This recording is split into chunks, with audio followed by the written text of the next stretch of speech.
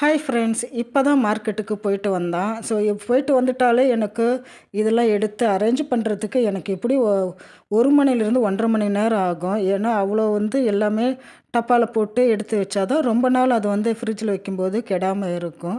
So இந்த video கூடவே நான் இது எத்தனை நாள் காய்கறிலாம் ரொம்ப நாள் கெடாம வைக்கிறது எப்படின்ட்டு இதுக்கு வீடியோவை ஸ்கிப் பண்ணாம பாருங்கள். இதுலேயே நான் சொல்லியிருக்கேன்.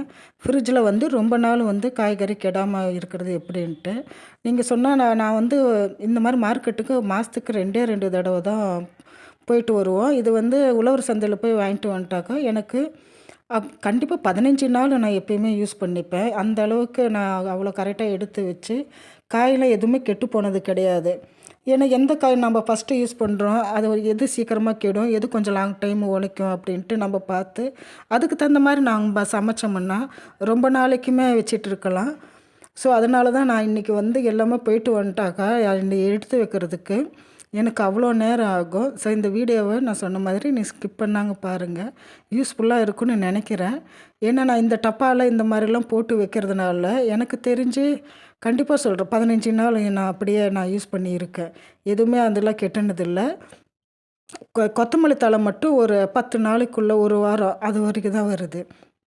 மற்றது எல்லாமே 15 நாளைக்கு அப்படியே வரும். தக்காளிலேருந்து தேங்காய் வரைக்கும் எல்லாமே கேரட்டு, பீன்ஸு இந்த மாதிரி அதை தனித்தனியாக நம்ம எடுத்து வச்சு கரெக்டான ஒரு பாக்ஸில் நம்ம போட்டு வச்சுட்டாக்கா அவ்வளோ க்ளீனாக நீட்டாகவும் ரொம்ப நாளுக்கும் வரும். நான் அந்த மாதிரி தான் யூஸ் பண்ணிகிட்ருக்கேன். ஸோ அதனால தான் இதெல்லாம் எடுத்து தனித்தனியாக பிரித்து வச்சு அது கூட சேர்க்கவே ரொம்ப நேரம் ஆகிடும். எல்லா காய்கறியும் ஒட்டுக்கா வாங்கிட்டு வந்துட்டான். ஒரு தக்காளிலேருந்து கொஞ்சம் தனியாக வாங்கிட்டு வாடா அப்படின்னேன். அவன் எல்லாமே ஒரே கூடையில் வாங்கிட்டு வந்ததுனால எடுத்து வைக்கிறதுக்கு ரொம்ப லேட் ஆகுது. இந்த தக்காளி, வெங்காயம்லாம் தனியாக இருந்துட்டாக்கா, காய்கறிலாம் தனியாக இருந்துட்டாக்கா எடுத்து வைக்க கொஞ்சம் ஈஸியாக இருக்கும். ஸோ அவன் எல்லாமே ஒட்டுக்கா வாங்கிட்டு வந்துட்டான். அதனால் எல்லாமே எடுத்து வச்சிட்ருக்கேன். இது தனித்தனியாக பிரித்து அதுக்கப்புறமா நல்லா துடைச்சிட்டு நம்ம ஒரு டப்பாவில் போட்டு வச்சிட்டாக்கா நீட்டாக இருக்கும். நான் இப்போ தான் ஃப்ரிட்ஜெலாம் நல்லாமே சுத்தம் பண்ணி வச்சுருக்கேன். எப்பயுமே இந்த மாதிரி ஒட்டுக்கா ஸ்டோர் பண்ணக்குள்ளே நான் இந்த மாதிரி நீட்டாக சுத்தம் பண்ணிவிடுவேன். இங்கே பாருங்கள், எல்லாமே எந்த காயும் இல்லை. அவ்வளோ க்ளீனாக முடிச்சுட்டு எல்லாமே சுத்தம் பண்ணிவிட்டு இப்போ நான் வாங்கி வச்சுருக்கிறது எல்லாமே நான் டப்பாவில் போட்டு வச்சுருக்கேன். இங்கே பார்த்தீங்களா, இந்த மாதிரி டப்பாவில் நான் எல்லாமே கரெக்டாக அடுக்கி வச்சுருக்கேன். இப்போ யூஸ் பண்ணி கரெக்டாக இருக்கும். ஒரு 10 15 நாள் ஆனாலும் நீங்களும் இந்த மாதிரி ட்ரை பண்ணி பாருங்கள். ரொம்ப நாள் நம்ம வச்சுருக்கலாம். இது இஞ்சி பூண்டு பேஸ்ட்டு எப்பயுமே நம்ம தனியாக அரைச்சி வச்சுப்போம்.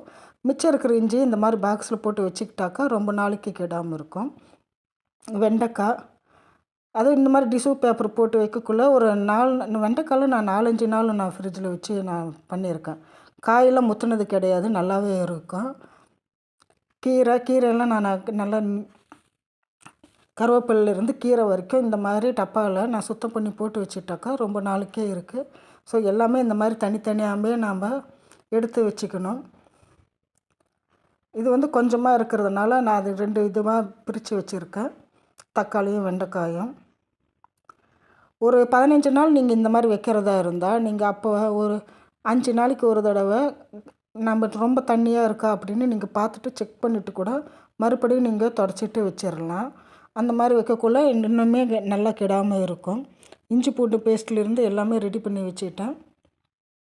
கீரை, கருவேப்பிலை எல்லாமே இந்த பாக்ஸில் தான் இருக்கும். எப்பயுமே அந்த மாதிரி நீட்டாக எடுத்து வச்சுடுவேன். காலிஃப்ளவரு அடுத்தடுத்து நமக்கு வெண்டைக்காய் தான் ஃபஸ்ட்டில் நமக்கு கொஞ்சம் இதாகும். அதுவே நான் ஒரு 5 நாளைக்கு மேலே வச்சுருப்பேன். இந்த டப்பாவில் பாருங்கள், நான் இதே டப்பாவில் தான் எப்போ இருந்து யூஸ் பண்ணுறேன்.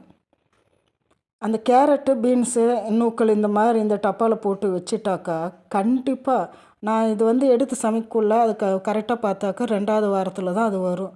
கொஞ்சம் கொஞ்சமாக எடுத்து அப்பப்போ பொரியலுக்கு, சாம்பாருக்கெல்லாம் யூஸ் பண்ணிப்பேன்.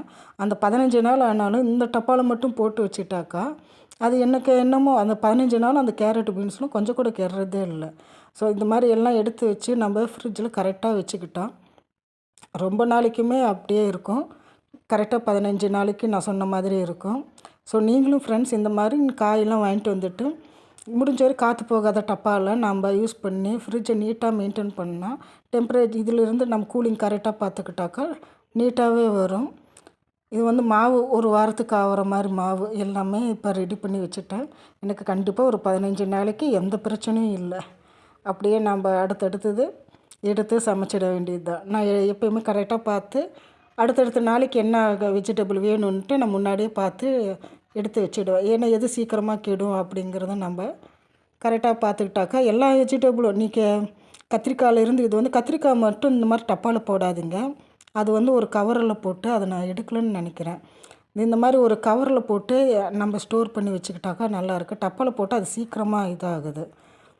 ஸோ அதனால் நீங்கள் இந்த மாதிரி ட்ரை பண்ணி பார்த்துட்டு எப்படி இருக்குன்னு சொல்லுங்கள் ஃப்ரெண்ட்ஸ்.